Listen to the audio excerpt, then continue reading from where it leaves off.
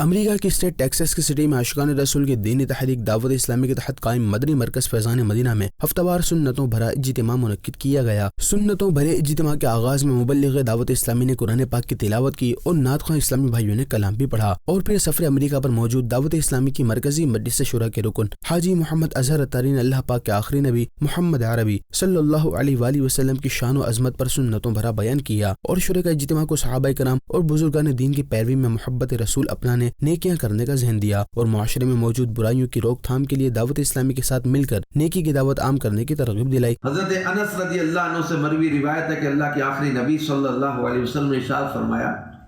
جس شخص میں 3 باتیں ہوں گی اس نے ایمان کی حلاوت کو پا لیا، the sweetness of ایمان، اس نے ایمان کی حلاوت یعنی مٹھاس کو پا لیا۔ پہلی چیز یہ بیان کی کہ اللہ اور اس کے رسول کی محبت ان کے علاوہ ہر چیز سے بڑھ کر ہو، ان کے ماں سوا سب سے محبوب ہو، اور دوسرا اللہ پاک ہی کے لیے کسی سے محبت کرے، اور تیسرا کفر کی طرف لوٹنے کو ایسا برا جانے جیسے آگ میں ڈالے جانے کو برا